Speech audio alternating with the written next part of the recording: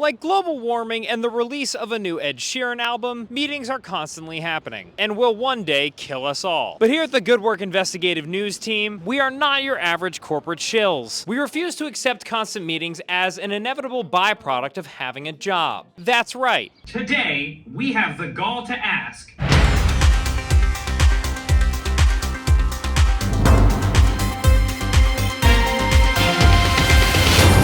even though human beings have always had meetings in one form or another, contemporary corporate culture has gone hog nasty for them. A study from Microsoft found that the amount of time the average user of its popular Teams software spent in meetings tripled between 2020 and 2022. And according to their latest annual Work Trend Index report, many workers now spend nearly 8 hours per week in meetings, which means 1 hour of productivity and 7 hours of small talk about Robert's stupid weekend plans. And despite all of our divisions today, it seems as though hating meetings is the one thing on which we can all agree. I hate meetings. Nobody likes meetings. Love people that hate meetings. I'm sick of staff meetings. No meetings. Why do people hate meetings so much? Unless somebody's getting enormous value from the information they're receiving, they should not be there. which is why, with the power no one vested in us, We would like to officially declare an end to meetings. No one needs them. May their souls rest in hell.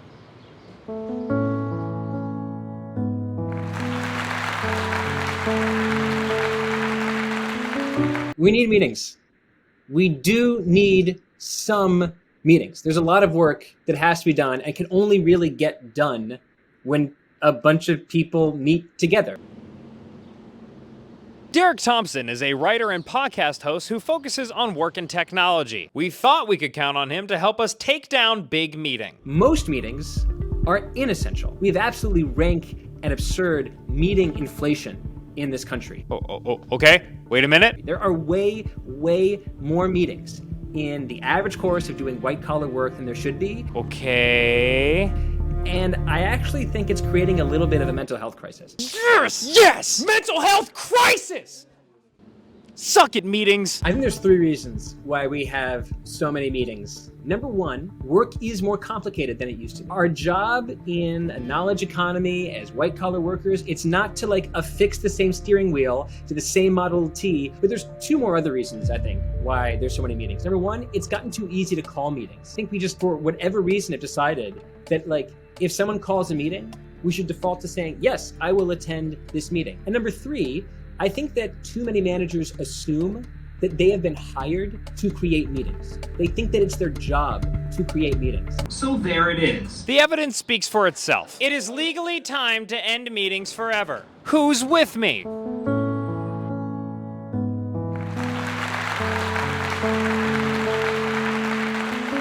What's not to love about meetings? At a surface level, you're getting paid to hang out with your friends.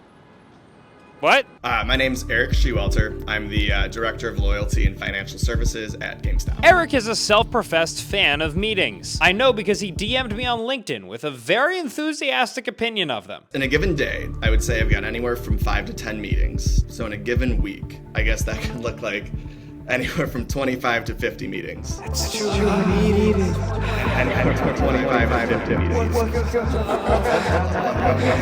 I think a meeting is necessary when you're trying to make a decision on something that's not easy to decide on. And if you just send them an email, they're not going to read it. So you need that meeting to talk through it in depth, answer their questions live. Erik, this is a hit piece.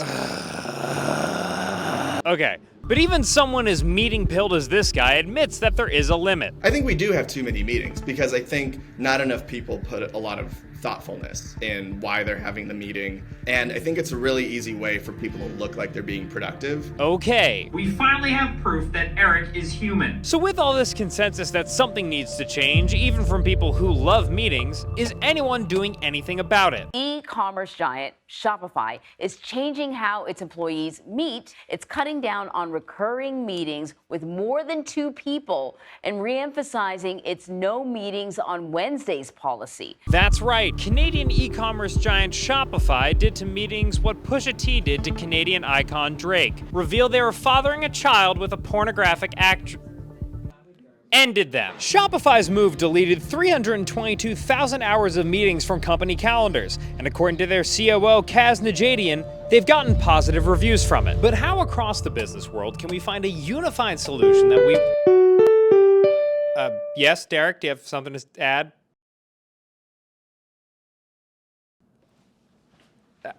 What's his problem? Derek, it looks like you're muted. Can you just unmute? Just unmute it. Just unmute. You're just going to go ahead. Derek, you're going to want to unmute? Okay, cool. Oh, great, okay. As I see it, there's sort of two ways you can solve the problem of meeting inflation.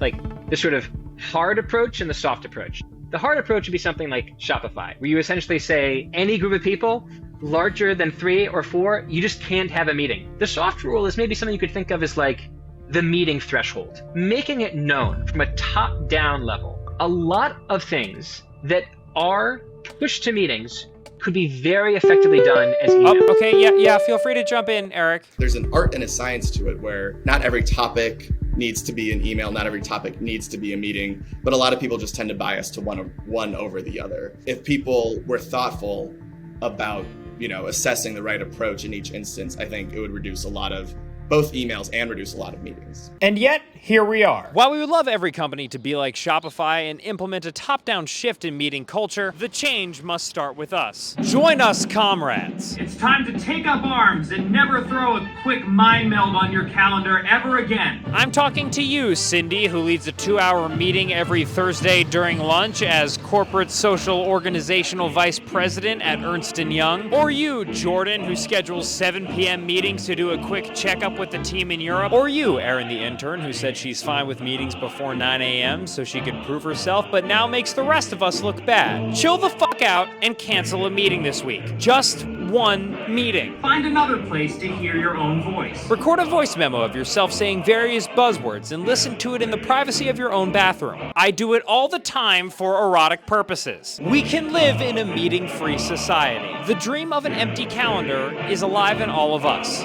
Есть сила вычислок и открытых календарей. And if anyone wants to review the steps to this revolution, just ping me and I'll find some time on all of our calendars where we can get together and...